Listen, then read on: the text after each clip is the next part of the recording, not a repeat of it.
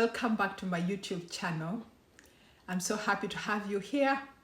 If it's your first time here, my name is Peace Coach. However, I'm trying to rebrand, so you might have noticed that there have been changes on my YouTube channel. You know, I've been trying to find a name that would be like my brand. So as it stands now, it's no longer Peace Coach, but Tales of Peace.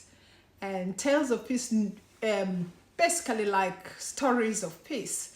So if you guys have any suggestions, please bring them, write them down in the comment section for me.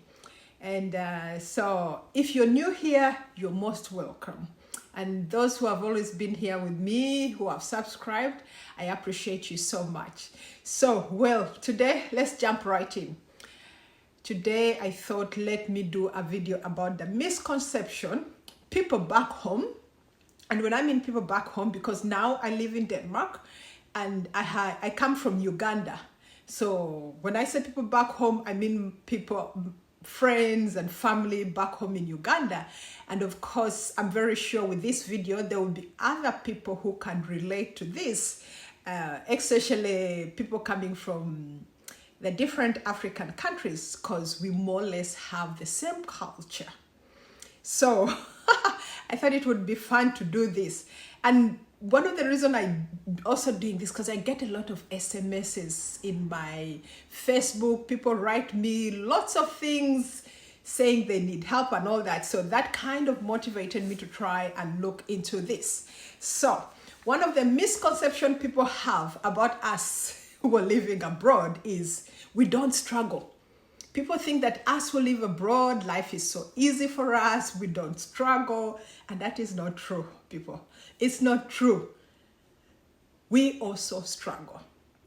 Yeah, as they said, we don't struggle, they think life is so easy for us, and then people think that we have lots of money.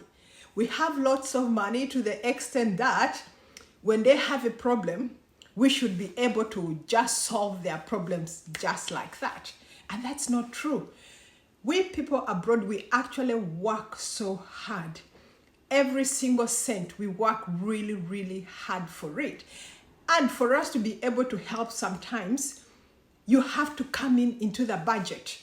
For example, the next month, if you have asked me now, I could put you in next month's budget. But people always expect that anytime they ask for help, it should just happen. It's not like that. That is not true.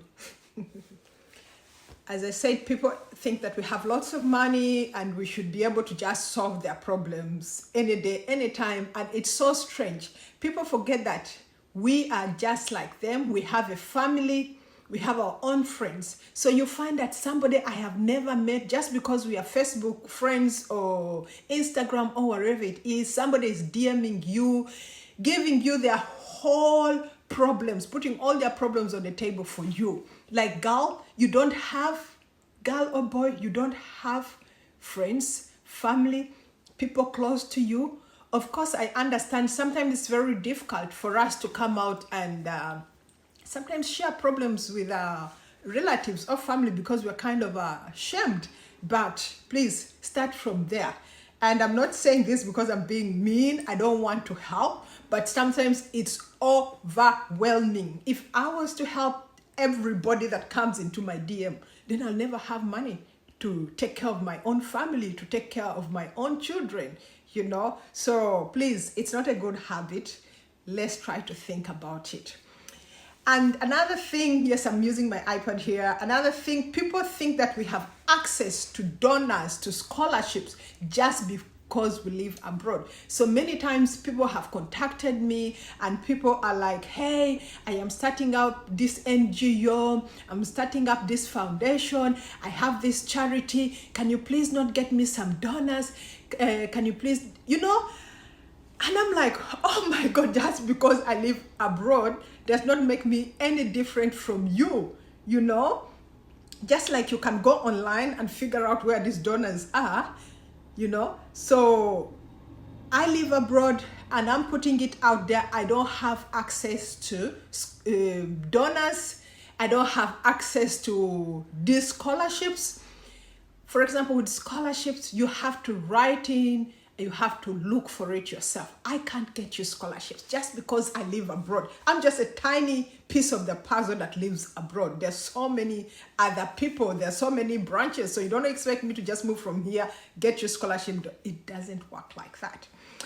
And then the other thing is also sometimes people have come into my DM and telling me, please get me a mzungu. I need a mzungu husband. I need a mzungu wife and all the things. Guys, relationships, it's all the same. Just like back home, it can be hard, it can be easy to find somebody with whom you have a chemistry. It's the same. I cannot just go, it's not like there's a shop where I go and shop these bazungus and then direct them to you guys. It doesn't work like that. So I am sorry, I have a limited network. I don't know so many bazungus. Instead, I know many Africans, you know. Actually, it's funny, it's true. I don't have a big network of bazungus, so I cannot find you a boyfriend or a girlfriend here abroad.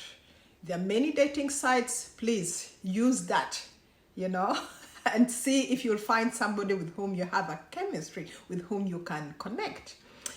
And another thing people also bombard me is people have a misconception that I can easily bring them abroad, that we people who live abroad can easily bring them abroad. Guys, we to come abroad here, we also had to hustle. Of course, I'm not saying because now I hustled, you should also hustle. No, it's not from that point of view. But the truth is, just because I'm abroad, I can't just easily bring you abroad. For example, I came abroad on a family reunification visa. What that means for me is I was married to a Danish, and then through that, we came to Denmark, you know, and all my siblings. My late brother Billy, I brought him, at the start he came as an au pair and then later got a student visa. And then my sister Carol and Eric, they both came on a student visa. So things like student visa, you can easily, if you have an education, a bachelor's, you can easily look up online because it's easier to come abroad on a master's degree. You know, so those are some of the things you can do yourself. Of course, if you need my help, if you need my guidance, I will help you. But don't assume that I can easily bring you abroad. And then many people also ask me, oh, I would like to come and work there. I would like to come do this and this. Guys, I don't know my way around that.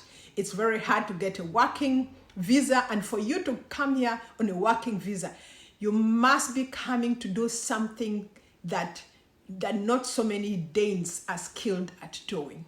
So I can't get you here on a working visa. It's expensive. And even sometimes to just invite somebody to come here, it is expensive because the immigration is going to want that. For example, usually they say you have to have a certain size of a house, you have to have a certain amount of money in the account and all those things. So those are things you really do for somebody who is close and dear to you. You don't just wake up and invite people randomly because that takes a big sacrifice on your side. So I am sorry, I can't bring everybody abroad.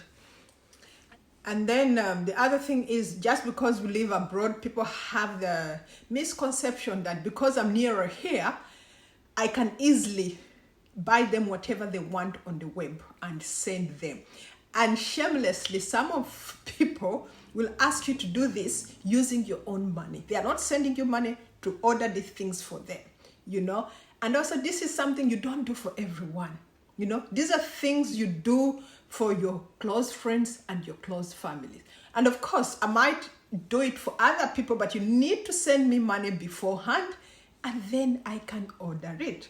So I can't help everybody. I can't help the whole world. And then, yeah, people have the misconception, maybe it's not a misconception, people have the belief that it's easier to find jobs abroad.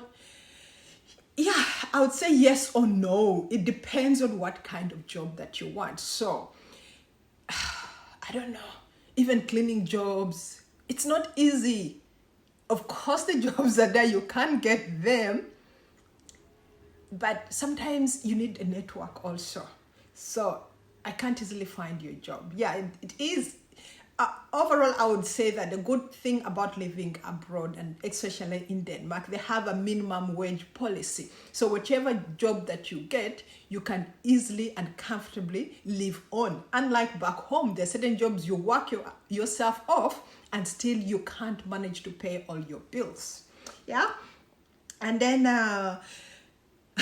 lastly, there's something that always happens. People will call me and say, oh, I have so and so, this person lives in this town, can you please go there and pick up this and that and blah, blah, blah, blah.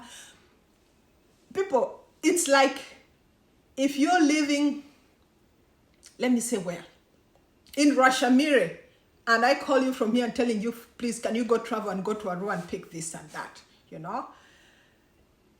It doesn't make sense, you know? Just because I live in Denmark doesn't mean I can easily move from one part of Denmark to the other. No, I've lived here for almost 14 years and there are so many parts of Denmark I haven't been. And when I do, it's like when I take a holiday, a trip, a whole day, because some places, even by train, you have to take 4 hours and all that. That's a long way, you know. It's easier to fly to Paris and Berlin or wherever it is. So thank you guys so much for being here. I hope you have enjoyed this episode, and please write all the other misconceptions that you have about Europe. Sorry, my watch just dropped. So thank you so much. Have a lovely day. Remember to subscribe, leave a comment. Ciao.